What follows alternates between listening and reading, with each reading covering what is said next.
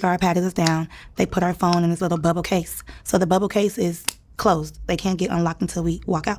So as we're in there, the only way of us taking any type of pictures is if we get in the photo booth. He has like a Team Love photo booth or whatever.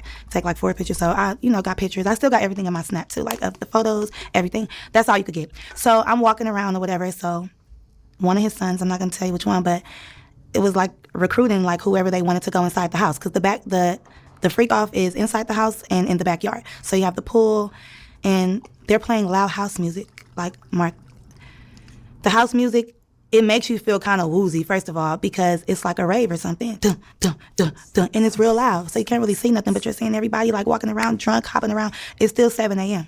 So the sun is like coming up. Shorty, where's the fucking happening at? And people are walking around naked, period. Let's get into it. They're walking around naked already. And they're in the pool, skinny dipping. And they're drinking mimosas in the pool, but then it's like a waitress walking around giving people drinks, just passing people drinks, and people are just taking them. Me, I don't drink like that, but I'm like an occasional drinker. Like, I'll drink if we're partying or whatever, just for that occasion. So, because people are going to keep saying, drink, drink, drink. But I didn't take a drink yet. But I just had it in my hand. So one of the sons seen me walking. Mind you, I'm with other girls, but we split up. So I was walking with one girl. She's a Puerto Rican girl. So P. Diddy's son was like, you. And I'm like, chat. Does it sound like a lit party or a weird party? Like keep analyzing her story. Tell me when it's starting to get weird, or is it weird already? I don't know. It sounds like they're playing some up-tempo music. You let me know. Like, me or her? And then he was like, no, you. Come here. So I went to him and he gave me some shoes. So these shoes was like some terry cloth, like robe shoes, white shoes. And I'm like, what am I supposed to do with these? He was like, go in the house with these. He was like, everybody who gets these shoes, you get to go in the house. But I'm thinking you could just go in the house if you want to, but everybody can't go in the house. They're literally selectively picking who they want. So I'm like, well, what about my friend? He was like, no, only you. I'm like, okay, cool. I'm holding the shoes. I'm walking around. I'm a good, loyal friend. I'm not going to go inside a house where they say my friend can't go. So we just walking around mingling. But we tripping out, looking at everybody like they off, everything smoking and jumping around like hooligans. And so I seen P. Diddy or whatever, and I seen him with the Prince. I'm not going to say what he was doing, but something really, I get real nervous. Something real crazy, because I don't like to really expose people. I could talk about me, but when it's about, like, me, my family, because it's us. But when it's other people, bro, doing something real sexual, that's all I'm going to say. So that we could see and so that we can get turned on, okay? So he's doing something with himself. And I'm like, wait, who? Girl, do you see? I'm going to say, other people, bro, doing something real crazy. I'm not going to, like, we tripping out, looking at everybody like they off, everything smoking and jumping around like hooligans. And so I seen P. Diddy or whatever, and I seen him with the Prince. I'm not going to say what he was doing, but something really... What do you mean with the Prince? Like, with his son Prince? I get real nervous. Something real crazy, because I don't like to really expose people. I could talk about me, but when it's about, like, me, my family, because it's us. But when it's other people, bro, doing something real sexual, that's all I'm going to say. So that we could see and so that we can get turned on, okay? So he's doing something with himself. And I'm like, girl, do you see him? She's like, yes. But mind you, we're screaming like, girl, do you see him? Oh, my God. Because of the music. And I'm just like, whatever. Then he starts to act like really obnoxious, like, I'm the king of the world, jumping around, doing all this stuff. So I'm like, okay, that's regular P. Diddy shit. But what got me was how he walked up to me and was like, why are you not in the house? And I'm like, what do you mean? He like, how are you enjoying my house? So we had a little talk or whatever. He started talking about all these things. Oh, yeah, you're the one that, I seen was telling me about the Prince. He's like, oh, yeah, it's very nice to meet you. Like, your life is not going to be the same, da-da-da-da. We started talking about going to Cuba. Are you going to Cuba with us? I'm like, what? And that's the thing. I didn't really know about this. So this is when I start asking around or whatever. I said that in the last interview. But to get to the point, I ended up going in the house because he was on me, like, go in that house. I'm like, okay. And then the person that he was dating at that time, we're not going to say her name, but we all know, she came and was like looking at him like, what are you doing? Because he was talking to me for too long. So she came to like rub on his shoulders or whatever, and he just pushed her. And I'm looking like real uncomfortable, like, oh, I know what this is about. I don't want to be in the middle of there or whatever. So that's what made me go into the house, because I'm like, okay, let me just go in the house. So I told my friend, like, wait right here, girl. Let me just put on these shoes, see what this house is about. Walk up in there. I don't judge people, because at the time I was just smoking weed. But you know when people are out of their mind, and you know when people, you know what you don't want to be a part of. And it's just like, I'm seeing stuff that you see on the movies. This corner, Yo, who said in the chat they off that Draymond Green Henny? Yo, stop playing. got going on. This corner, they over here doing this. This corner, they over there having sex. This corner, I'm just going to say, because I don't know what I can say, because I'm not trying to be incriminating myself, but they were dressed up like little Harajuku Barbies. Like what? Little people, okay? We're not going to say what type of little people, but like a fetish. And I'm looking like, what are they doing here? Like dressed up, little red lipstick, like they weren't supposed to be there. But I'm just looking like maybe it's some type of production going on. But why would they be at this party at 7 o'clock in the morning with grown people? Like, why would they be here? So I was just like, okay, whatever. Like, but then when I'm looking... Wait, the party was at 7 o'clock in the morning? What the fuck? ...to be there. But I'm just looking like maybe it's some type of production going on. But why would they be at this party at 7 o'clock in the morning with grown people? Like, why would they be here? So I was just like, okay, whatever. Like... But then when I'm looking in this corner, this person laid out, and I'm looking like, what's going on? Then I'm seeing like Instagram models or whatever. I'm like, oh, hey. So I'm kind of getting distracted, feeling like kind of comfortable. Like, she's here? Oh my God, she's here. And then I see P. Diddy, walking through the house like with his eyes on me. Like, like, is this, you see, like, are you agreeing with this? And I don't. Now, mind you, I still got my friend out there. So I walked out of the house and I'm telling her like, oh my God, bitch. Like, this is, oh my God, she like for real? But I'm just like, I'm not even tripping. Like, oh, well, like, this nigga's weird. Like, so I'm really looking at the situation like I don't even want to be involved in this type of stuff because once I see something, I can't get it out of my mind. And I'm like a hypochondriac. Like, I keep on having flashbacks about it. So whatever. So, of course, I come out. And then here he goes again. And another rapper, well-known rapper, comes and starts feeling on me like, hey, you. So now it just seems like everybody is faded at this point. They're either drunk or on all the drugs, obviously, with this house music. So now I just feel like trapped in. Like, I don't like it. And I know the devil when I see it. Because by me being so spiritual and tapped in, I know when something is not right. I'm not judging, but I just don't want to be a part of it because how am I going to get out of this shit? Like, I'm already here. And then I heard conversations or whatever. And then P. Diddy was like, that's the one that I want. I want her. So now I feel like, they plotting on me like, did you bring me here on purpose? Like, is this the, producer you was talking about? And I came here specifically with the Prince to rub elbows with people, to network for the music week. But then I put two and two together like, the Prince have been saying your life is never going to be the same. You're going to be happy. Somebody's expecting you. And I just feel like that was the time that I was going to get sex trafficked or, drugged or something like that. And then they kept trying to make me, like, I've been around celebrities before. If a rapper wants you or somebody wants you, they're not going to do it. They're going to send somebody else to do it. So if a waitress is coming or another girl or a pretty girl or a guy, they'll sick somebody on you. Like, take this drink, do this, do that. And then you just feel eyes on you, like watching to see if you're going to do it, when you're going to do it. So I already know what time it was. And it's crazy because I had to leave that place. In my last interview, I told you I had to escape. I had to leave from the Prince because he was telling me we was leaving for Cuba the next day. Cuba with who? With P. Diddy or what? Like, this is all crazy. So to see... Or were they talking about Cuba Gooding Jr.? All of this stuff come out. And I escaped by leaving. I had to call the police and everything. I had to leave with the Prince. That's another story. From the Prince. From that house. I didn't leave with the other girls. I had to get my phone unlocked, of course. But I had to catch a taxi, not even an Uber, a taxi to another location. And then I ended up going to the airport and I ended up leaving because I just felt bamboozled. First, I'm getting lied to about how long I'm supposed to stay there. Then you keep talking about I'm supposed to meet this producer, but we're not talking about nothing with music, but you're talking about going to Cuba. We didn't even do what we were supposed to do in Miami, or did we do what we were supposed to do in Miami at this FREAKOFF? But because I'm not cooperating with what I see, and I feel like that's what the Illuminati and stuff is about, like a secret society. Like, they want to see what you allow, what you cool with, and then next thing you know, boom, take that drink, you're drugged. Take that, you're out of it. Take that pill, because everybody was off something. But you had to be being in that environment like that. How many people were at this event? Like hundreds. Even when it was a certain amount outside, but in the house was really crowded. You know what I'm saying? And you would think that, like, it was more people in the house. And you walked around? Yeah, I walked around for about 5 minutes. I seen what I need to see. And I was like, no, ma'am. No, sir. Because... Hey, I ain't going to hold y'all, bro. Craziest part, she ain't even make it to the FREAKOFF, bro. What she thinks she was the FREAKOFF, that's not the FREAKOFF. We've heard enough. We know what the FREAKOFF is now. Don't we, chat? The FREAKOFF, the bodyguards stand outside the door. It ain't mad people walking in and out. No. It's straight fucking. It's straight fucking. This is closeless fucking. You see, that's what people sometimes, You ever heard that song? After the show is the after party, and after the party is the hotel lobby, and after the, you know what I mean? It's like there's levels to this. If you're in the backyard, you got invited to a Diddy party. If you went inside, you went into the, like, you know, like that's the next level. But you probably got to get another invite and 2 more invites to really be in the freak-offs. Listen, ain't no, listen.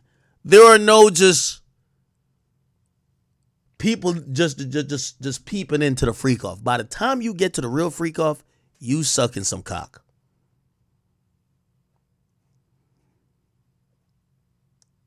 You sucking some cock. It was like selling your soul at that house. And if you like that, it's nothing to you. But if you're not like that, you're going to feel uncomfortable. And then it's like, at first I used to think P. Diddy was like, so he always talk about team love and all of this stuff. Like he's all about, no, he all about sex, himself. And I know sex because I've dealt with men, Mark. So I know when somebody is trying to lead you on to stuff and sitting back acting like he's just this macho man. And he is a charmer though. That's one thing. Like he will charm the fuck out of you. But for me, that's so game tight. I'm like, I know what this is. And I'm ready to get to the music. Like, if that's the case, you should have been like, don't tell me you about to change my life and da-da-da. And, oh, have you been writing? Oh, that's nothing too. He was like, have you been writing the songs that I seen been telling you to write? Because the Prince wanted me to write out all the songs I ever made in my life. I said, without the beat? He's like, yeah, just start writing songs. So you never know. They'll take my music, drug me, fuck me, do whatever, and just throw me away. Basically. I'm going to be honest with you. This sounds like she was getting sex trafficked by the Prince, not Diddy. She went to a party. She was out of her element. Was she possibly at risk of maybe being offered up by the Prince for someone to fuck, maybe even Diddy? Yes. But was this something that Diddy, this don't look like, well, maybe I can't say that. I don't know. If anything, it looked like she's more describing that there's a ring of men that offer women up and indulge in maybe some transportation of women who are down to have sex with whoever. And just like how we saw in that Kanye lawsuit, they basically said that that's used for leverage in business deals.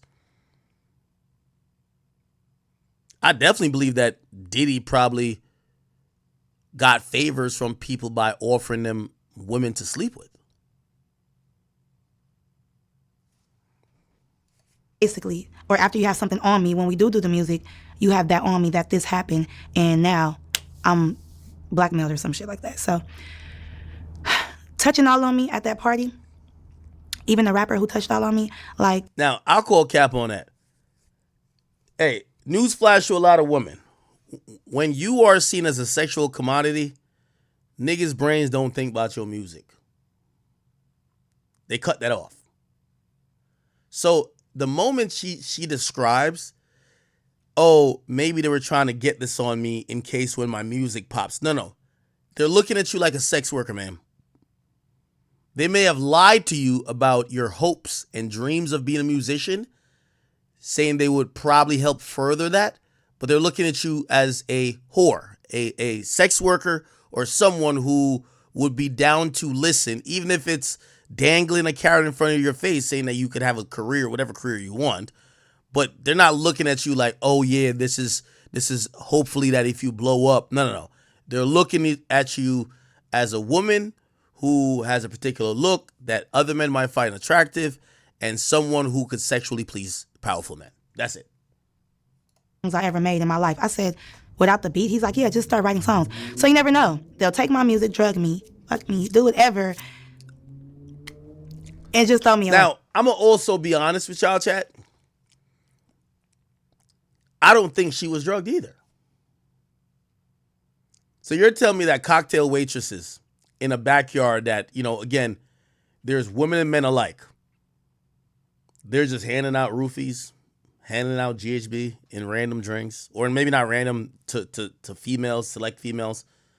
And you tell me that the feds haven't brought in one of them people to no. I believe people use the word drugged too liberally. I think Diddy used drugs. I don't think he's drugging the whole party. I think Diddy, when he felt that he had a group of people that was down to have an orgy or a freak-off, he supplied drugs to all of them. That's what I believe. He supplied drugs to all of them. Maybe a little bit heavy-handed with like, nah, come on, nah, take this. Like, yo, we all taking it. Everybody doing this. Maybe it's a drug you're not used to. Under that pretense, you can say you're drunk. Yeah, I get it. But do I think that the regular Diddy parties outside, before you even get in the house, he's drugging everybody with the cocktail waitresses, with the fucking white glove and just walking around like this? I don't think so. We would just be hearing about, everyone would just be like, yo, bro, every time I go to a Diddy party, I don't remember shit. Now, again, two things could be true, right? You know, yeah, maybe he's not drugging people there. Maybe he's drugging people inside. I just don't think the outside part is like the drugging part. But here's the thing. We've heard so many drugging allegations.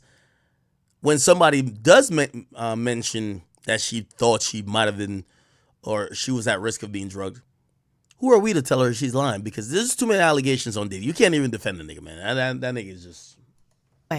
Basically. Or after you have something on me, when we do the music, you have that on me that this happened, and now I'm blackmailed or some shit like that. So, touching all on me at that party, even the rapper who touched all on me, like, that rapper was cool. Like, I was liking that rapper. But when they were like, hey, you, and doing all that, what can I do? All I could do is just say, like, move his hand, like, oh, I'm fine, but, you know, trying to, like, still be cool. But I'm like, why do everybody feel comfortable to just touch on you? Even P. Diddy, like, why I look up and you're right there? And then, like, in my face, like, now I'm going to keep it a bean with you. I've heard that Diddy's one of them people who get touchy with everybody. When, again, this is not defending him, because I hear you touch niggas, too. But we hear he fucks, allegedly, maybe men and women. So, yeah, that's kind of a little odd. Like, yo, bro, like, you know that one nigga who... every time he's drunk, he always, like, hand on your shoulder. He want to punch you or something. Like, nigga, keep your fucking hands to yourself. That is kind of creepy, though. I get it. Like, in my house. Like, it's weird. Like, looking at him, it's like when you're a kid and you're getting in trouble by your parent and you can't look them in their face. And it's like a demon. I'm telling you, like, this dark spirit, like, he possessing you as he's looking at you. That power, that control.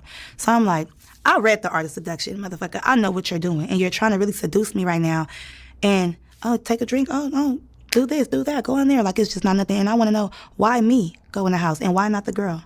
So now you're picking and choosing. So it's fishy to me. So when all this stuff started coming out, I was like, I knew I was right. I knew it. Like, it ain't no doubt about that P. Diddy was doing all that. And like I say, I don't judge, because I've been around people doing cocaine. But these hard drugs that they was doing, and just, I ain't gonna lie, it was orgies and stuff going on. So all of this stuff going on, I'm like, why is people doing stuff all in the open? Like, that's just... offending me and assaulting me, period, because where am I at? I didn't sign up for this. And how can I really get out? So I had to, like, ease my way on out. You know, it's security, but they not caring about what happens as long as that phone is closed. Mm. They damn near don't care if somebody died up in there. Ain't nobody can film it. And there were famous people or not? It was a whole bunch of famous people. Yeah. Like 4 famous people and then some Instagram models. Mm. And the whole time he just was, like, trying to undress me with his eyes. And I was thinking, like, this is really no cap. Because at that time, you know, I always been skinny. So at that time, the son who came up to me, I was like, boy, is it because I resemble your mom? Like, you know, like Kim Porter, like stuff like that. Like, you just never know. Like, I feel like, you know, P. Diddy does have a type. I feel like everybody that was in that house, it was a certain type of person. It was a certain type of something that he wanted and what he liked. And you could just tell, like, he get whatever he wants. That's why he has no problem touching on you, being all in your face, popping up on you, being obnoxious, and just hounding you until you do what he say. And that's just how the industry is already, especially him, because he got a lot of money, you know? Because you're a singer as well, right? Yeah, so they probably like, do you want this opportunity or what? And I'm like, not that damn bad, but I do want it. I do. But if I already got a bad vibe and I'm seeing stuff that you're into, I already know how this is going to be. So I don't want to, like, you know, ignore some red flags and then I'll be in trouble because of you. Like, literally in trouble. Like, we know his past, like, Shine, the rapper, you know, being in jail because of him. Like, don't think just because I'm from where I'm from, you could just do anything. And that's why I never really said nothing about it, because I just felt like, who am I? You know, he got money. Like, ain't nobody gonna believe me. But I have all the receipts. I have it all in my Snap to this day. It never went nowhere. That was just my experience just being in Miami for the first time. I didn't know that I was going to end up at P. Diddy's house. Did you take photos outside the house?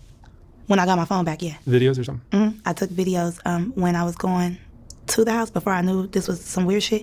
And then when I got my phone, I ended up, recording. And then I had the shoes on. I'm going to be honest with you. I think she was at a regular industry party. Hey, let me just tell you how a regular industry party goes. They cater to the millionaires and celebrities.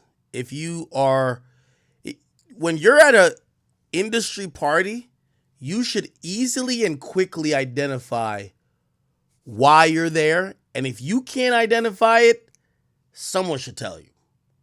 If you're a pretty woman with no type of attachment to another guy, you're not his plus one, that's not your boyfriend, you're not fucking on him exclusively, you're just there because you are attractive, you're fodder, which means you're up for the pickings of the rich celebrity guys. I don't even think that's a freak off. That's just, there's a dynamic. When you go to one of these like industry parties, it's kind of weird like that. Yes. Remember I always told you, I feel like I went to Illuminati. I now realize that the place I went to, remember I told you this was after the whole Vic Mensa thing. We go to fucking, we go to, what do you call it again? We go to Complex Con, and I fly out like 14 people, everybody wearing chat nigga hoodies, because I'm like, I'll be damned another rapper try to play with me like that again. Complex, they look like they're playing around. I bring up a bunch of people. Anyway, I get hit up, and that's the first time I met the guy who now runs Atlantic, the most powerful man in music, his son, Elliot Grange. He wanted to meet me because I was saying complimentary things about 6ix9ine at the moment, right? I didn't meet 6ix9ine at that point. But his boss wanted to meet me. And I remember his thing was like a penguin. I was like, what the fuck? Who's this guy? First of all, how does he just have like this one name? And he was just like, yo, I think we should meet. And I was just like, all right. And I'm like, I just like the 6ix9ine guy music. Like the Gummo song is hot. And he tells me to meet him, whatever. And we're like mobbed up. So I'm like, yo, I'm with a couple of people. Could I bring them with me? It's like, yeah, it's fine. Come through. He sends me an address. Until this day, now I realize where he sent me to was Delilah's. Nigga, I'm a regular nigga. Like, I don't, like, remember I never met no celebrities before, Everyday Struggle. So I show up with 14 niggas. Everybody had chat nigga hoodies on. And we get to this place. When we get to the place, first of all, we just get there. I don't even think he came out. I think he sent somebody out. And it was just, no, I think he did. He told him, yo, because we had black SUVs. It's like, yo, handle that. And the people were mad. Like, you could tell that nigga was either super rich or he ran shit.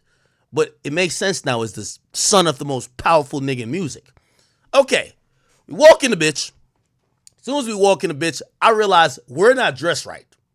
Nigga, I didn't know what spot he's invite me to. We all got hoodies on with the little Supreme logo. It says chat nigga. I got a bunch of hoodlums with me. I walk in, there's niggas in tuxes. That's the first time I met Steve Stout. I see there's some white girls, they're just dancing.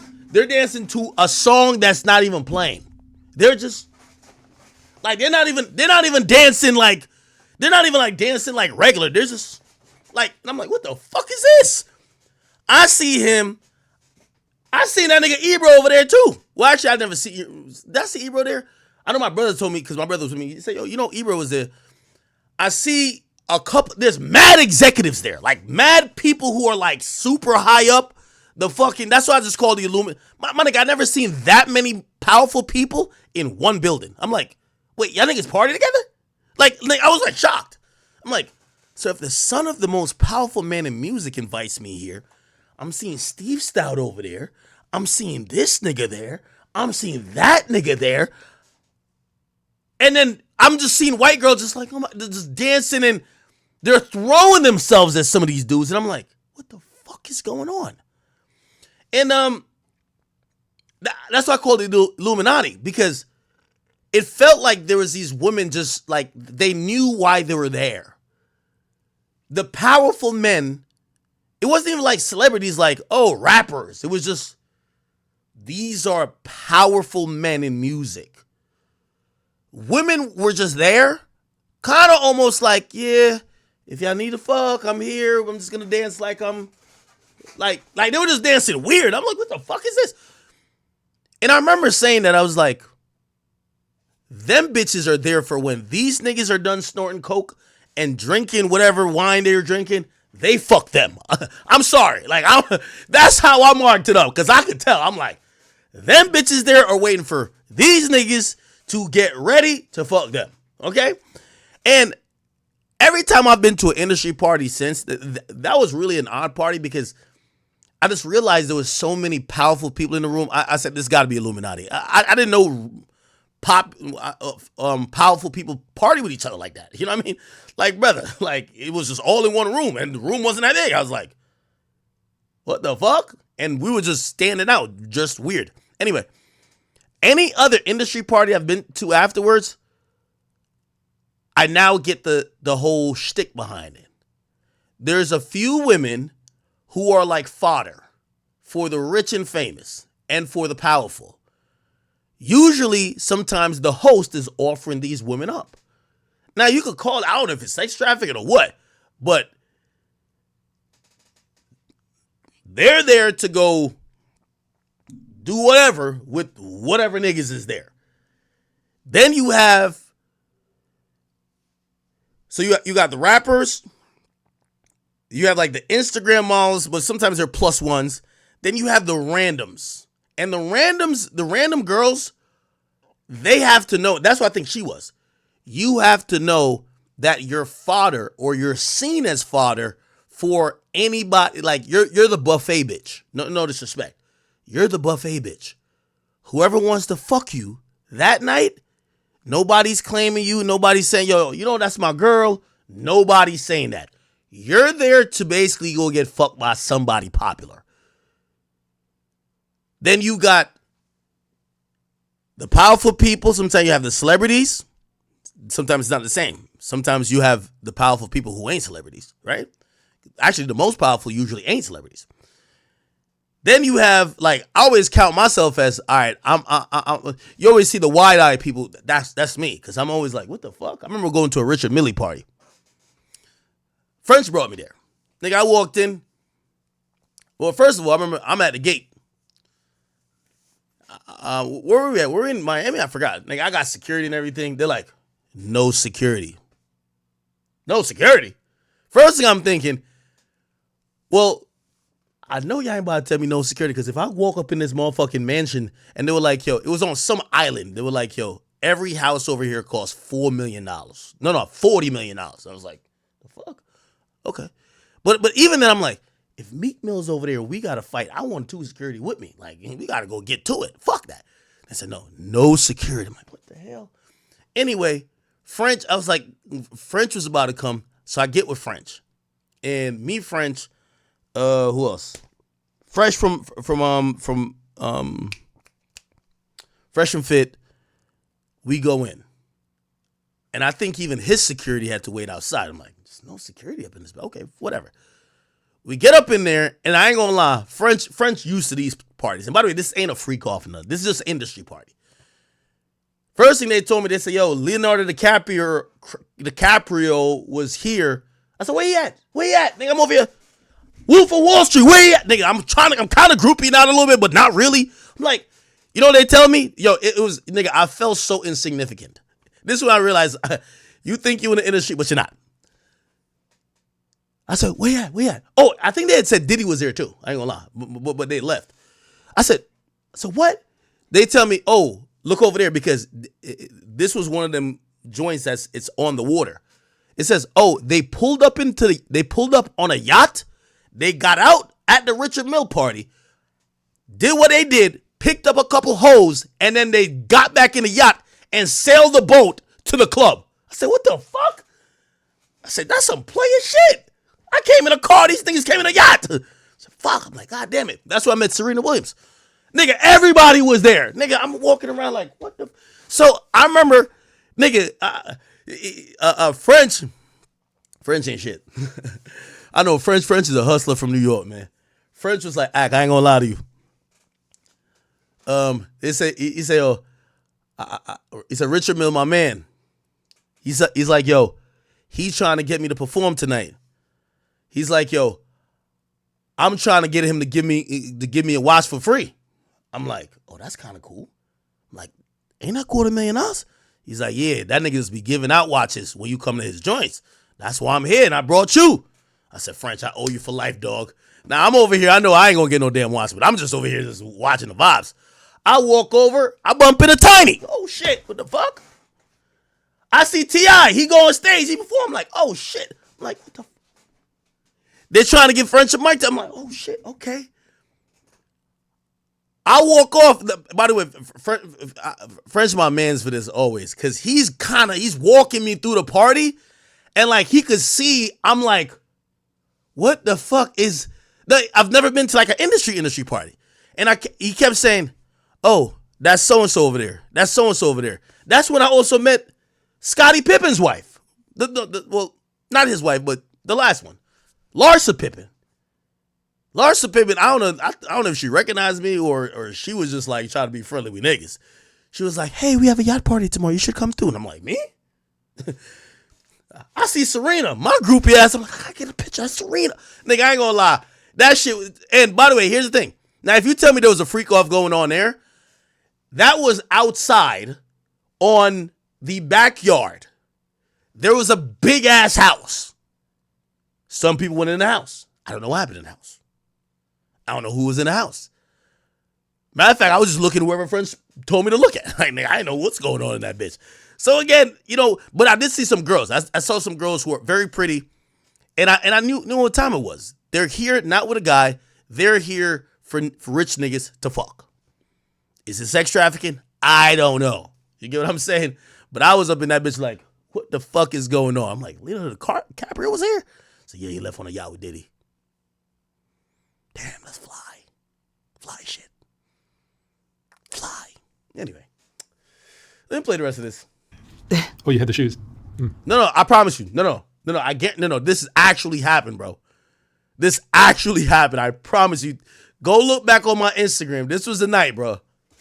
Go look back on my Instagram, bro. This was the night. Let me see. Where is it at? This was the night, bro. Wait, go. Where the fuck is it at? No, I think it was after this. Where's me and Serena picture? Did I take it out? Why did I take it out? Oh, right here. Bro, this was at the Richard Mille Illuminati. When I call everything Illuminati. When I see too many powerful, like, play this. I'm pretty sure this little white boy right here, I'm pretty sure he's like a crypto millionaire or something like that. Nigga, I couldn't just something here didn't make no sense. I don't know what the fuck was going on. Trust me. Nigga, I didn't give a fuck. Nigga, look how I was up in this party. You get what I'm saying? But this what it was. This was a Richard Mille party. I was trying to tuck my watch in, nigga. I think, what type of watch I had on? Nigga, I don't even know, nigga. I don't know if it was a Casio or what. But yeah, no, this was some shit. French remembers it. The nigga Richard Mill's like an old nigga. No disrespect to him. Like I met the guy. Person. Yeah.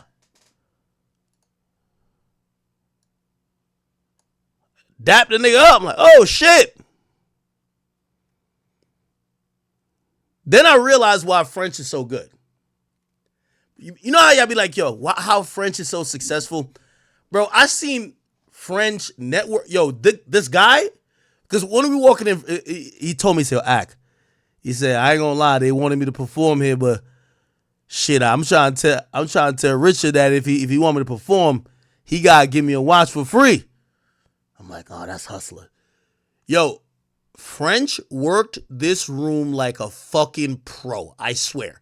I get why French Montana is successful. That nigga worked that room like a fucking pro. I was just following behind him. Pause. Like, but he said what up. He was saying what up to mad like white people I didn't know. I'm like, who the fuck is that? He's like, nah, he's a guy who owns blah blah blah. I'm like, okay, I got it. Because me, I'm on some nigga shit. I'm just looking at celebrities. But he was dapping up all the white dudes that own some shit. I'm like, oh, this guy's smart. Anyway, that's my little sidebar story.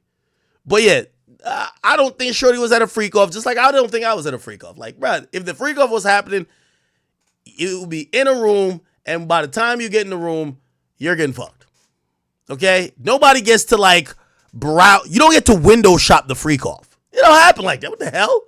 You window shop the freak off? The fuck? I left with the shoes on because I don't know where I put my shoes at when I put those on. And it was a lot going on. It was real loud. So, I don't know. It just tripped me out. And I was like, is he gay? You know, like, and nothing against gays. I couldn't put my finger. I was like, what is this dude into? But his house, his freak off. No, not like that. You know I'm going to make everything to a joke. But this is a real serious situation because it'll traumatize you because now I ain't trusting no producer. I look at everybody like if I went to the top of the top and I've been looking at him like this top-notch mogul and like whatever. But child, it's a lot. But it's some stuff, that I did leave out because I don't want to say too much. But because I told you there was some celebrities in there. But for these girls that did get drugged and did take these drinks, I feel like it's because everybody was all having fun. You wouldn't think that somebody would do something like that to you until you get to seeing everything. And once you're intoxicated, it's too late. It's just too late. So that's why you got to watch what drinks you take. And they was just pushing them on us too much. Take a drink, take a drink, take a drink. And I'm like, no. Because I was already, sipping a little bit at Club Live. So I wanted to, like, mind you, I'm thinking, like, he going to ask me to sing in a minute. I don't want to be toe up, Mm-hmm. Until I put two and two together. And then I'm like. Somebody's act showed up with a leggings and hoodie to the freak off. Hey, chat, let me tell you this, man. That's one thing I got going on for me, man. I don't think in the history of freak offdom that anybody says, yo, bring that big fat chipmunk nigga with the thick thighs in here. We want to fuck him now. Nah, never that. I am very glad about that. Not ever has somebody says, you know who I want to put my dick between his ass cheeks? Where's that bitch ass nigga Akademiks? We want to fuck him next. Nah, I'm glad. I am glad. That's one thing I am glad about. Yeah, that nigga look like he already got some acorns in his fucking cheeks. If he got nuts in his cheek, let me put mine in it. No, pause. Actually, pause. But yeah, no. See, I'm glad. You know what I mean? When y'all be calling me ugly, fat, I'll be like, shit. I'm glad all the niggas in the free calls thought the same. You know what I mean? Imagine Diddy. Shit. I imagine what Diddy was saying to YK Osiris. I think Diddy.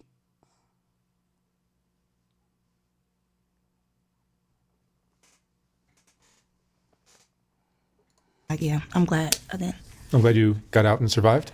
Yep, I'm always surviving. This is no joke. You're a survivor. For real. And it's like, I'm still going through stuff. You don't survive being traumatized. And these things do traumatize you because it's like, dang, I can never get around this. I could always end up to this, sex. Or some creep shit. Or somebody taking advantage of you or something. Or feeling all on you and you can't do nothing because... You thought the streets were dangerous. Yeah. That's what I'm saying. I'm telling you. But, yeah. So I just want to see, like, what's going to happen because I know a lot of people was... He went to trial today. Okay. So, there was 6 lawsuits filed today. Let's get into some of them. We're not going to go through all of them, like, in too much details, but we do have some... We do got some of these trials, okay? So, all of them were filed as Jane Does or John Does. And, let me see. What's this?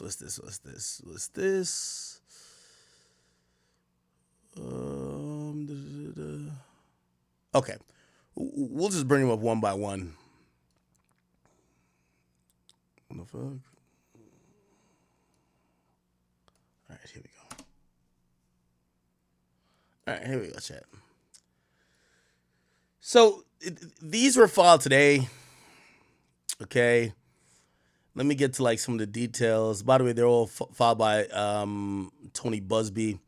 And he filed his first 6 today, okay? Let's just get to the allegations. And the allegations, once you get past here, is saying, this is from 1995. Around 1995, the plaintiff attended a promotional party at Elks Plaza for the music video One More Chance by Biggie Smalls. Okay, the event was packed with high-profile guests while the plaintiff was dancing with friends. Combs approached her and asked to speak with her privately. Expecting an innocent conversation, plaintiff agreed and followed him. Once alone in the bathroom, Combs unexpectedly started kissing the plaintiff. Feeling uncomfortable and confused, plaintiff asked him to slow down, believing they were there to talk. Instead, Combs advanced aggressively. When the plaintiff attempted to pull away, he violently struck her, slamming her head against the wall, causing her to fall, disoriented and in pain. He tried to escape, but Combs hit her again, making it near impossible for her to move. Combs then lifted up her dress, R-worded her vaginally while she lay helpless on the floor. The plaintiff tried to resist, but her injuries and shock left her powerless. After the assault, Combs adjusted his clothing in a nonchalant manner and threatened the plaintiff, "You better not tell anyone about this or you will disappear." He left the bathroom, abandoning the plaintiff in a state of shock and fear and shame. And the plaintiff remained on the bathroom floor for a while, trying to regain her composure. The plaintiff felt intense pain from the intense blows and emotionally shattered. Terrified that someone from Combs' business might be waiting outside to harm her, they gathered their clothing or gathered the courage to leave the bathroom. They left the party, never returned since the assault. Plaintiff has avoided the news as it triggers traumatic memories. For years, plaintiff has kept the assault secret, fearing retaliation from Combs.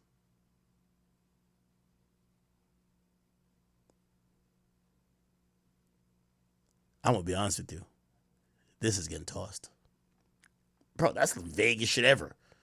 Yeah, one time in the bathroom, he just started kissing me, and then I told him no, and then he just started punching me in the head, and then I was knocked out, and then he piped me out, and then, again, we get it.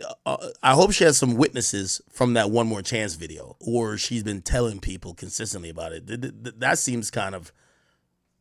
Let me see. Is this a guy or a woman? This is Jane Doe, so it's a woman. All right. By the way, there's 2 women, 4 guys in the first couple of lawsuits. All right. All right. Let's see the second one. Here's the second one right here, chat.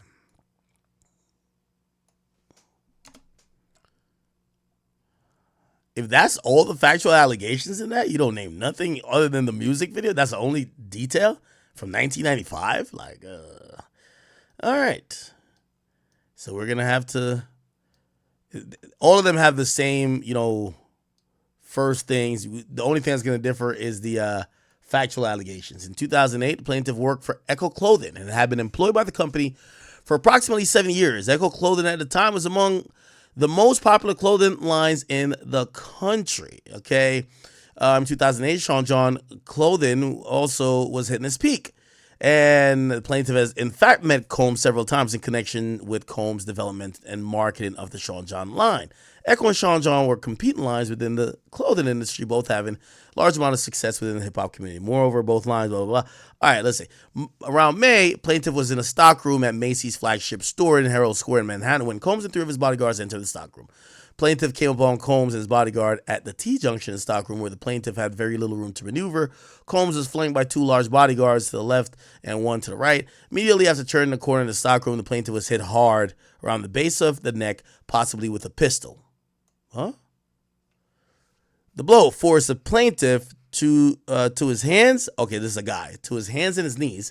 As the plaintiff looked up, he saw that each bodyguard had guns in their waistband. Plaintiff heard multiple voices call out things like, "I'll kill you." Combs approached the plaintiff, and while he was still on his hands and knees, he said, "Suck my dick, Echo," referring to the clothing line that the plaintiff worked for. Combs thereafter forced his penis into the plaintiff's mouth.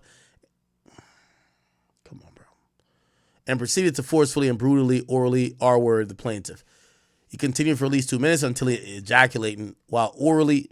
So you telling me a nigga forced you to suck his dick at gunpoint? After you finished, Combs threw the plaintiff head aside and said words to the effect of, "Shut up or I'll kill you." Combs and his bodyguards began to leave, taunting plaintiffs as they did. Combs proceeded to gather Sean John merchandise from the stockroom. He left the stockroom and headed out to the Macy's retail floor where he began passing out merchandise to a door, and crowd said nothing had happened. A shocked and traumatized plaintiff gathered himself, went to the Macy's security to report the assault. Okay, that's good. That's good. So Macy's security should have a report of this. By this time, Combs' bodyguard left. Plaintiff was told that someone would speak to him, but no one ever did. Shortly thereafter, Macy's stopped letting the plaintiff into the flagship store. Approximately 3 weeks after, CEO of Macy's pressured Echo executives to fire the plaintiff because Macy's had signed a multi-million-dollar deal with Sean John. See, this is a lot of conjecture. Like, you have proof that Macy's pressured Echo to fire you? Echo thereafter terminated the plaintiff from employment. Plaintiff is informed and believes that a report of the assault was destroyed, otherwise purged from Macy's record. Okay, so now you're saying that there's no record of it and no action was ever taken by the result. Plaintiff ultimately had to move out of New York, still fears for their life as a result of the incident, including the plaintiff. Okay, so a nigga is saying that Diddy forced him to suck his dick at gunpoint. Okay. All right. Allegation 2. Wait, people love me. I'm gonna be honest with you. That seems like bullshit too. Right? I'm gonna be honest. Seems like bullshit. Like, here's the thing. Even like none of those other cases, and I'm going off the cases we've seen before with Diddy. None of them say Diddy is putting guns to people's heads saying "suck my dick" or "yo, beating a girl till she's unconscious and him fucking her." That's not his MO. I'm not saying he never did it, but that's not his MO. And without you having some proof, all of these are like from a while ago, at least 10, 15 years. You're going to need a little bit more if you want me to believe it. But who knows? Maybe they're keeping everything for the discovery phase and maybe they do have more details, right? Okay, here's the third one. This is John Doe. So it's another guy. All right. Let's go down. Okay.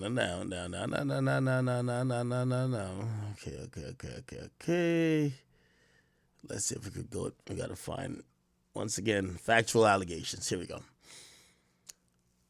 Now, this one's about a white party. They're saying there's a white party. It was well known by many, including John Doe. There were kind of countless celebrities who were attending. 1998, again, this is something over 25 years ago. When John Doe was only 16, he was recruited out of New York City and indeed, while residing in New York City, received an invitation to one of the white parties through a mutual connection. So 16-year-old male claims he got an invitation to Diddy's white party. Okay. He felt like he had the opportunity to rub shoulders with the who's who of the industry. He thought it could be his chance to break in the music industry. Others from New York City received such an invitation to go to the party. Indeed, many of those at the party were in fact New Yorkers. The party took place at the Combs mansion in the Hamptons. As John Doe entered to be spotted by celebrities, he made his way through the crowd towards the restroom and unexpectedly bumped into Combs. Shocked, John Doe found himself face-to-face with Combs, a titan in the music industry, standing right in front of him. Doe took a picture with Combs at a 1998 party. Okay, at least he got a picture to prove that he met Diddy, right? Combs took an interest in John Doe and wanted to talk to him. They walked to a more private area. Wait. Weren't they in the bathroom already? Or he walked towards the restroom. They weren't in the bathroom. Okay. They went to a more private area near the portable restroom and was brought in for the party. There, John Doe told Combs he was a big fan of Combs and shared his dream of becoming a star. Combs smiled, telling him he had the potential and the look. When John Doe admitted his voice wasn't that great, Combs assured him it didn't matter. Combs made it clear that the only thing that matters was having the right look in the industry. And with it, Combs could transfer Doe or anybody into a star. Despite the pleasant conversation that occurred, things took an unexpected turn for the worse. Combs abruptly told John Doe that he needed to drop his pants. John Doe, caught completely off guard, confusingly asked Combs to repeat himself. Combs made himself clear. He instructed John Doe to drop his pants and expose his penis so Combs could expect it, explaining it was a rite of passage and a route to becoming a star and also to prove himself. Don't you want to break into the business? Doe immediately felt uncomfortable, froze, and did not know what to do. Combs remained calm and stood in front of him and stretched out his hand in a cup position. Out of fear and anxiety and the imbalance of power dynamic between him and Combs, John Doe then dropped his pants, exposed his penis, and Combs previously instructed. Combs moved closer, grabbed John Doe's penis and genitals. If this is at a party, how has nobody seen this shit? Okay, cool. He firmly cupped and held on to his genitals for an extended period of time. During this time, Combs moved his hands in such a fashion to manipulate his genitals, squeezing and feeling on them. Doe was only 16. Combs abruptly let go of his genitals and told him that his people would be in touch. Combs continued this party as if nothing had happened, but for John Doe, everything has changed. John Doe eventually recognized Combs sexually assaulted him, and through his power and influence over John Doe, because he knew John Doe wanted to become a star. As a result of the sexual assault, while he was a minor, he experienced his damage, including pain and suffering, physical impairment, mental anguish, emotional torment. The interaction continues to humiliate and cause shame on him. Because of his power and notoriety, he was afraid to report what happened. He became another sexual victim. Okay, I'm calling a cap on that one, bro. I'm sorry, bro. I get it, but I'm sorry, bro. I'm sorry. I'm calling cap on that one. Okay, so all three I'm calling cap on. So, like, bruv, like, you could tell that, and that's the thing about when all these potential victims go to one law firm who's trying to, even if it's 120 lawsuits, they just want to get hit one or two that they're going to get paid from. They don't care who the victim is. These factual allegations are hella short. Like, look how quick I'm getting through these lawsuits. Let's go to 4. So this is another one. Jesus Christ. Okay, so this is 4. Another guy. All right. Let's find factual allegations again. Or not factual allegations. Yeah, factual allegations, actually. Okay, he worked for Royal Reigns Management Procedures Company out of New York City, blah, blah. Through his industry connections, I'd be like, okay, there's a party in 2021. Okay, this is a little bit recent. These connections are and invitations ultimately led to a life-altering and traumatic experience with plaintiff. Combs' businesses picked up plaintiff from the airport and transported him to New York City, where the party was going to take place. Upon arrival, plaintiff noticed several attendants.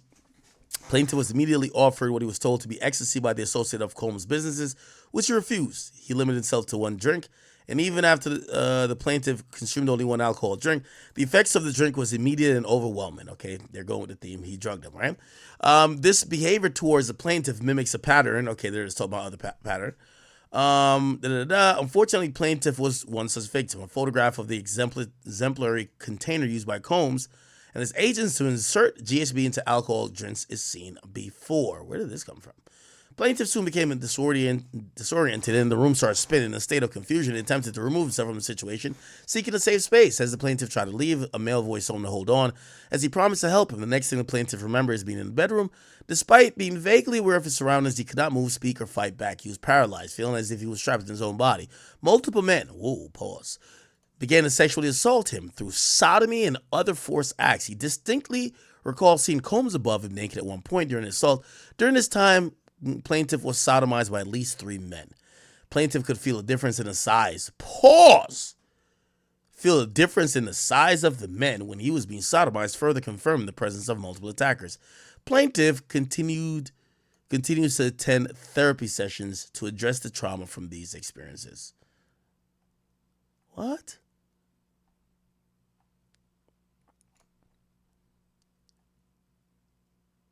How come this doesn't say, okay, I talked to this person about it. I reported this to the police. I did that. I did this. I went, where's all these things? Like, you would think it would be, whatever. All right. So I'm calling cap on that too. All right. Again, I ain't saying that Diddy innocent, bro. But come on, man. These kind of seem rushed. And this is what happens when a law firm has to present 100 cases. The fuck? Okay, is this the 5th? Yeah, this is the 5th. Sean Combs' infamous white parties were legendaries. Okay, so this is another white party thing. Okay, in 2006, the plaintiff was employed by a security firm. So this is a security guard, right? In August of that year, the plaintiff accepted a last-minute job at the Combs East Hampton property, which he believed to be hosting an exclusive party for a white party for a large affluent crowd. Plaintiff noted that the guests arrived in luxury vehicles and many appeared to be executives. On arrival of the plaintiff, he was greeted by Combs and the event host, who expressed interest in meeting all staff members. During their interaction, Combs offered the plaintiff another job opportunity, working security, which the plaintiff ultimately declined due to his father's severe illness and challenges of relocating. Combs appeared sympathetic to the plaintiff's situation and understanding of his decision. As the event progressed, Combs targeted the plaintiff and provided him with an alcohol drink during the night. Security drinking? Whatever. After consuming the second drink, plaintiff started to feel extremely ill and leaned against his truck for support, based on the information and belief that Combs by himself and through his agents and employees of whatever previously laced his drink with drugs, including but not limited to GHB and ecstasy. The behavior towards the plaintiff mimics a pattern of Combs and his agents to drug people. A photo of the exemplary container, so they use the same photo for two lawsuits in a row now. Like, what container is this?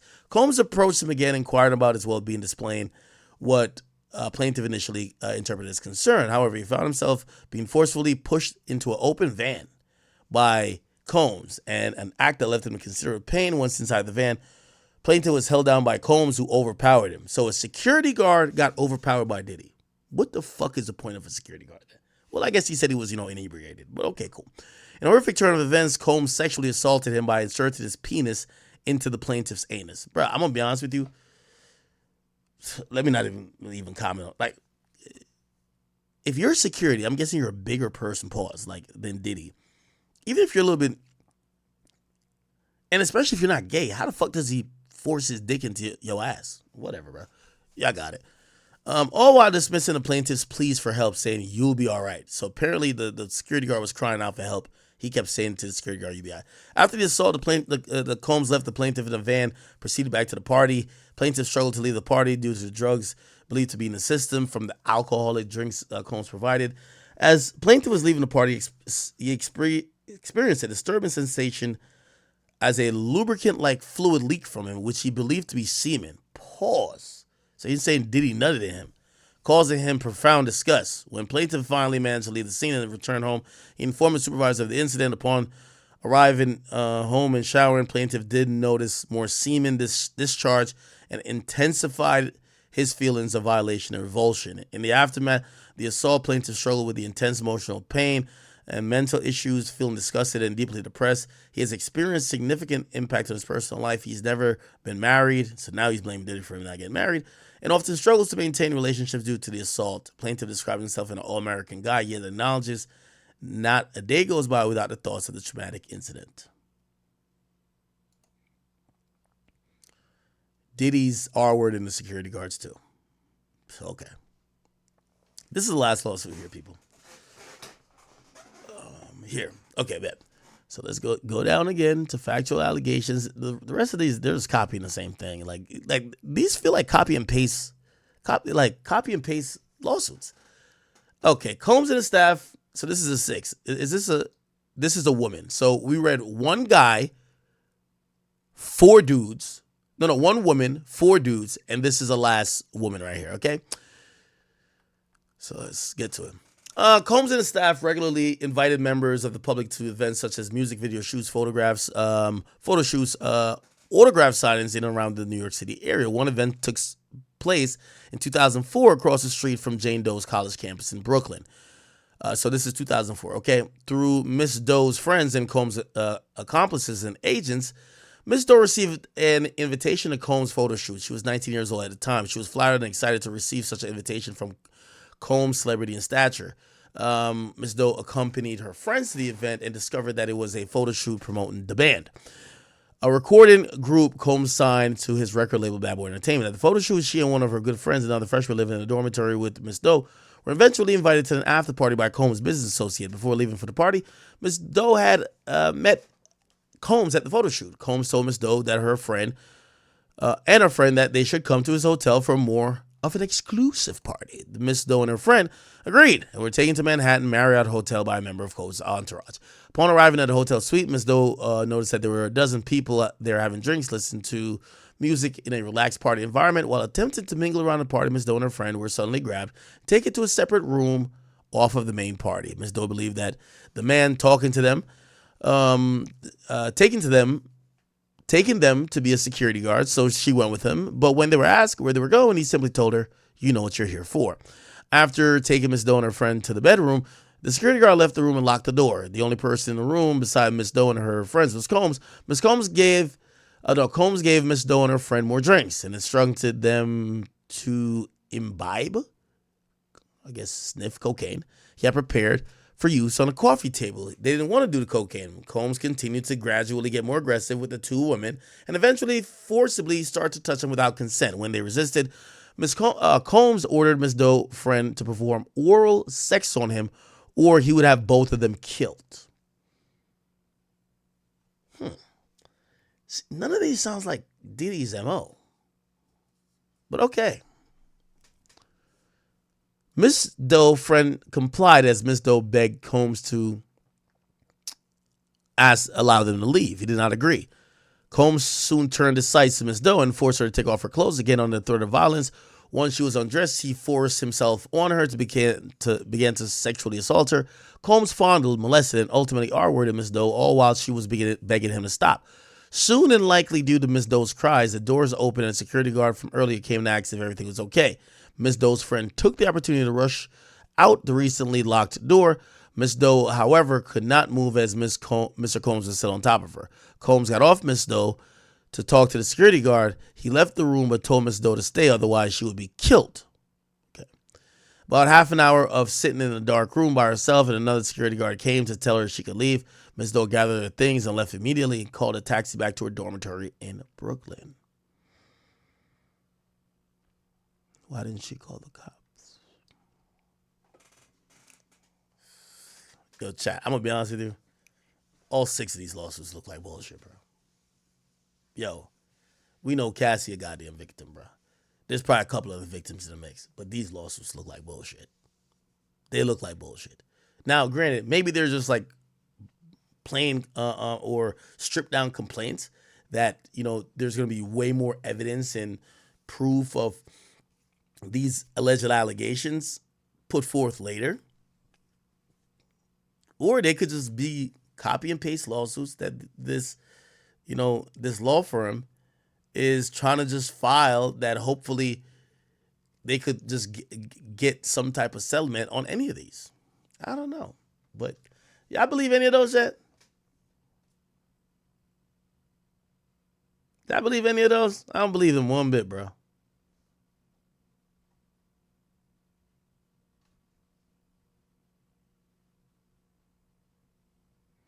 Somebody said, "Act. All lawsuits are true facts. Acts in denial."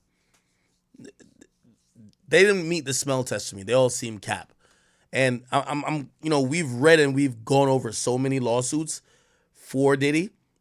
I felt there was more detail, more nuance, and we started to kind of almost build a MO of, yes, he's a little bit, it seems like he's heavy-handed, but we've never heard the fuck me or I kill you, or my bodyguards hold a gun to your head as a guy and you have to suck my dick in a clothing store. Like, so me, I really buy none of this shit. I ain't gonna lie. Not gonna lie. I don't buy that shit at all.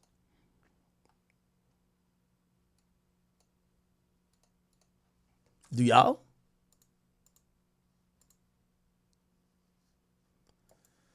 Yeah, and by the way, if you do believe it, it's fine too. You know what I mean? Again, these are going to have to be proven in court, or again, these are so thinly described that I'm pretty sure the first thing Diddy's going to do is force everybody to identify themselves, right?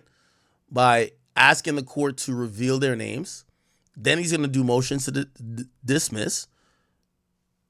And we're going to, the court's going to have to figure out what has validity versus what doesn't have validity. They might do a motion to dismiss, be like, yo, there's no proof that Diddy's met this person. Like, what the fuck? So we will see. We will see, man. All right. Chat. What time is it where you at? It's 4 o'clock here. Yeah, we've been streaming for 7 hours. I know.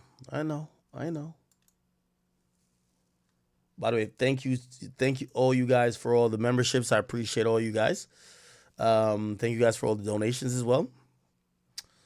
Dr. QJ, by the way, this is going back to the Gucci thing, Gucci third leg thing. His name is Dr. QJ. He's a member. He says, I'm a doctor here. Herpes isn't the flu. She's undermining the severity. Your general practitioner should educate you, not Google basement writers. Example, herpes immunocompromised associated diseases. Sad situation. Okay. You lost me there, brother. But I am happy that we got some doctors up in the house. I appreciate you. CNG Dusky says, no act. The quiet ones are always the one to watch. What are you talking about?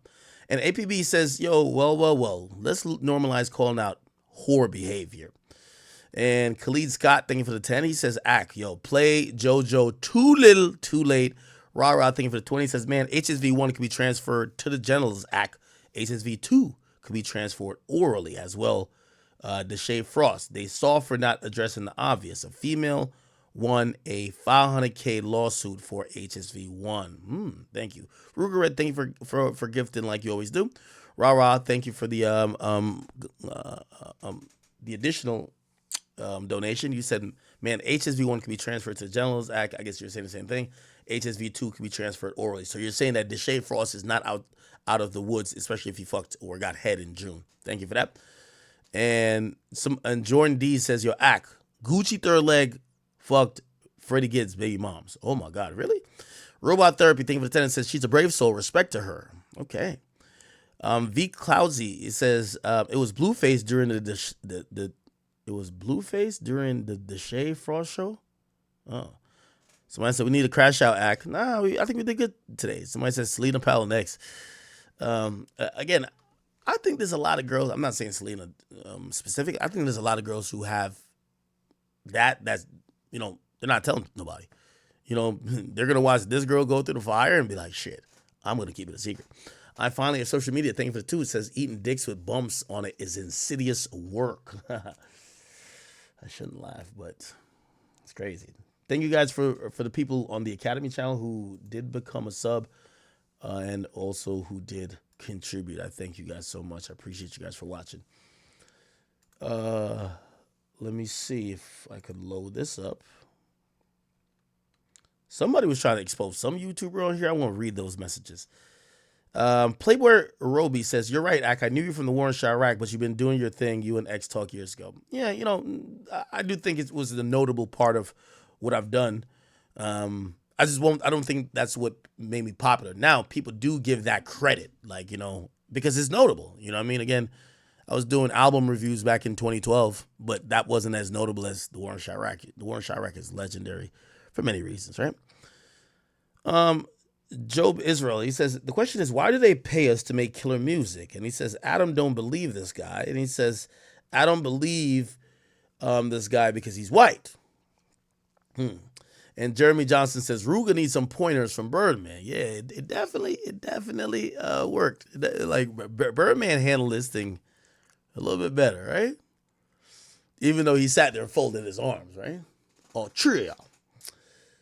Mr. No Matter What said, yeah, Tisa tells they've been going crazy. Yeah, again, if it made financial sense, of course. Like, if it's somebody who you're just going to waste money on, like, I don't know if I want to waste $100,000 just suing this chick, but if she's making some good money, that I know I could, that my lawyer says, yo, listen, this person, we have these amount of instances of defaming you. And again, very different than reading allegations. Like you could be like, yo, I read a lawsuit and blah, blah. Saying that you know it as a fact. That's how you walk yourself into a nice lawsuit, okay? Vinny98 NYC says, Jay-Z could be a Diddy ally while married. Okay. Boosted by V says, Meek Mill riding Diddy like a dirt bike is wild. Never forget. Yo, stop.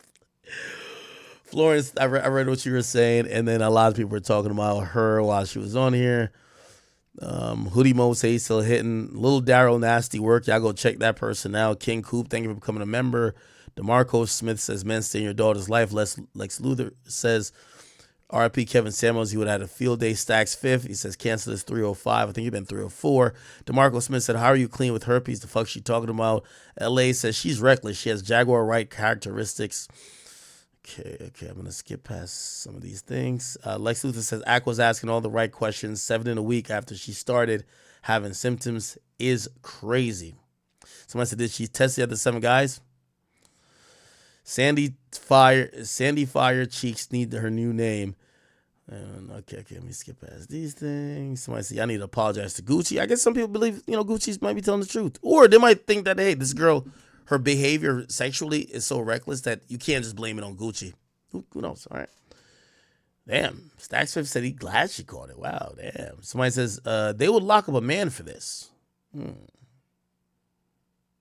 Oh, if a man continues. Okay, I get it. Adrian says, man, celibacy don't seem that bad. Adrian says, everybody got it. Get the fuck out of here. Celibate from now on. America's Munch says, yo, she's GUI LT what? Knew he had it and wait 2 to 3 years to tell people she's as guilty as that Diddy with. Oh, she's guilty. She knew she had it and waited 2 to 3 years to tell people she's guilty as Cassie is with Diddy. Okay. The freakies here in human history. SSRR says that. Bayesian Cheese. I read that before. Cogdarn, thank you for the membership. Somebody says Mandingo Gucci. Chris, thank you for that. And Eddie Talley says, if you saw something up with his penis, why would you still go through it? She got to take some more accountability.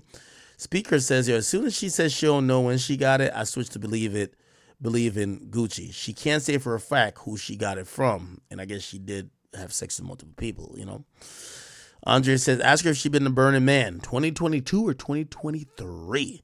Counselor at large said, does any others in the community, including social media sex workers, in their entertainment news? What? Y'all fried. Okay. H-Town Gal, what's up with you? Thank you for the 20. It says, they all need to load up on them paddy wagon around here and go get tested. Hey, by the way, H-Town Gal, they're saying that Houston is the place. That's where they're saying that's the STD headquarters right now. So you be careful, girl. God's Cologne, thank you for the 2. It says, he spit in a Tricia's mouth in 20v1. Yeah, we played that. Or I couldn't play the whole thing. Yeah. Tio Tyler said, by the way, HSV, we read that already. God's Cologne says his name is Charizard. He burning everything down. Holy. Okay. Lord Hybrid says, thank you for the $100. Very hospitable. It says Kanye was paying her on payroll, which is documented. Kanye got her flying chicks across state line for sex and making her pay them $50K, which is documented. Kanye was running a trafficking organization without knowing it. Kanye's going to jail, damn. Well, it depends on, are the feds going to pursue it? I don't think so, unless they see or they hear about a pattern, right? Hopefully Kanye wasn't on that type of shit. Drill, thank you for the I-10 gifted. That's my boy Joe right there. Diddy, it's a fake Diddy account, but they say I'll be home soon. Speaker says, so yeah, he's a cuck. Yeah, well, it appears that the guys who get too much pussy get tired of pussy and they want to see other niggas fuck the girls or fuck the pussy that they supposedly should be cherishing for themselves. The Culture, thank you for the 2. It says, Diddy, yay, Chris Brown is buck breaking season. Wow, why you throw Chris Brown in there? Florence, it says, I love the long form lawyer breakdowns. Do you? Appreciate you. I don't know if I'm like boring with you or boring you guys too much. South Dudan says, I rock with you heavy, You spent hours on Chris Brown, Diddy, and Kanye. When are you going to talk about Lucian Grain's being on the lawsuit? Well, Lucian Grain was on one of the lawsuits and shit, he was removed. And the lawyer who did that got referred to a sanctioning committee. So Sharp, is this Sharp? It says, yo, you need a co-host like I need a job, church. Check DM. I don't think that's Sharp, right? By the way, I did talk to Sharp. Hemi Lifestyle, thank you for the 5 gifted. Speaker, thank you. He said, RP2C, he slid and missed. And Vocalizer, thank you as well. All right. Guys, I appreciate you guys for rocking with me this stream. This has been a ride. All 7 hours and 23 minutes I've been on. I appreciate it. I'm very happy when you guys show up here, give me your very warranted, or not warranted, but very delicate time. And hopefully I entertained, educated, and hopefully I made you laugh at least once. Okay? Chat, I'll be back on here tomorrow. We'll be back for the next episode of the Gucci Saga. Will he be back? I don't think he will. But I'll see if he is. If he is, shit. Let's see him defend his name. It appears that he cared a lot about his reputation for even coming on tonight. So we'll see what happens with that. All right. Thanks to Aiden also for involving me in that stream. Guys, I appreciate you guys. It's 4 o'clock on the East Coast. 1 a.m. on the West Coast. It's 9 a.m. in the UK. I don't care wherever you're at on Earth for listening to me. I appreciate you guys, and I'll. So, as everybody knows, Diddy, aka the Diddler, he has finally been locked up, and it's been crazy ever since. I'm not gonna lie. Now, you feel me? He's in prison, or let me rephrase, jail, on suicide watch. You feel me? That's kind of a crazy life. You go from being a billionaire, mansions all over the world, having FREAKOFFs, you feel me, with women and men, you feel me, 1,000 bottles of baby oil. Man, even though I do think Diddy is very, very, very, very guilty, I want to ask one thing. If what Diddy did is considered sex trafficking, isn't like what every like high profile entertainer who like fly women from Instagram like all over just for sex trafficking as well? Like that's a question I just want to ask, you feel me?